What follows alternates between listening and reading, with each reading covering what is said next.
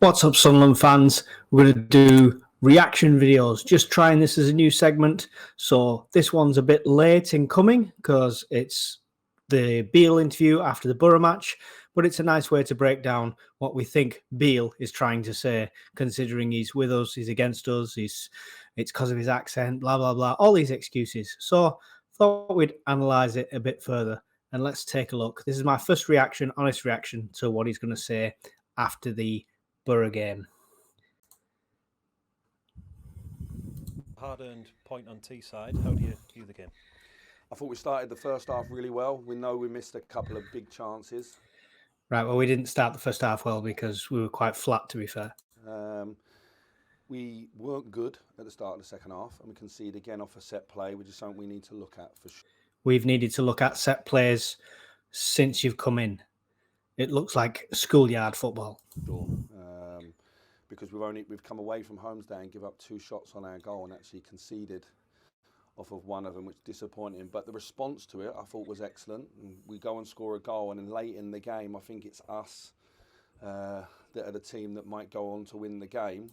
Yeah, true. But that's what it took. It took them scoring for us to actually start pushing back and get the goal, which then the last 10 minutes is how we should have played for 90 minutes. Not sure we worked the keeper as much as we should have done from the good opportunities we had, but it's on the last cross. Can people run through the goal? Because there's a tap in there for someone if you really believe and you run in there. And I think maybe that's where an experienced striker might have come in. And if you've not got the experienced striker, maybe that's where you should be playing people like Mayenda and Hamir, who've got the strength, who've got the poacher ability. There was a couple of moments towards the end in the last 10 minutes where there was a winner there for us. But we know it's a tough place to come to. It's a team that's a rival in terms of where we are in the league. So I think our reaction to going 1-0 down was very good. I'm glad he's not said Derby because, yeah, that would have drawn a line. Nazari Rusin was the man who popped up with the goal in a moment of greatness for him. Another important goal to add to his growing stats as well. Yeah, listen, the strikers have started scoring, which is a good thing. You know, we're sharing the load around at the moment with different... To say the strikers have started scoring, I mean, it's a bit more optimistic than actually is what's happened.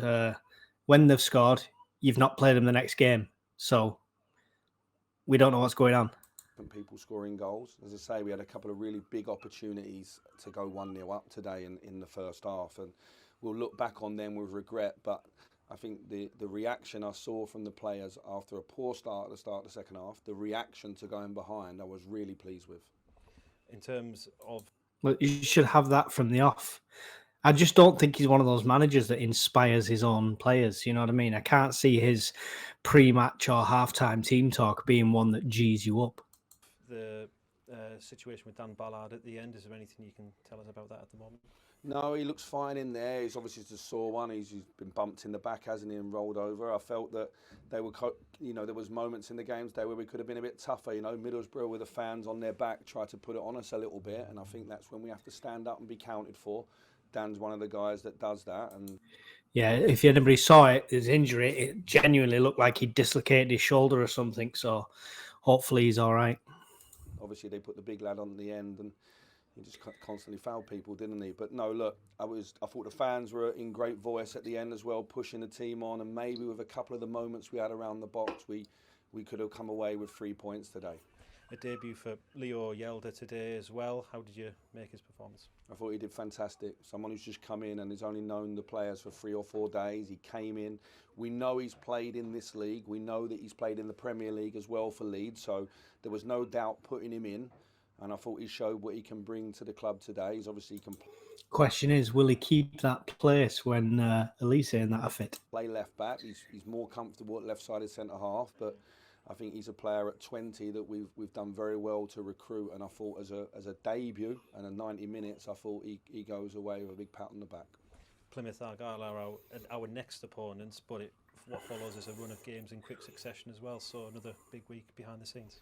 Yeah, we'll get the 3 new players bedded in. Obviously, hopefully get Callum back sooner rather than later as well. But look, we take one game at a time. You can't call the championship. Yeah, for those who didn't know, Callum Styles was signed, but he's recovering from a surgery, just a minor thing. So we sign somebody straight to the injury list.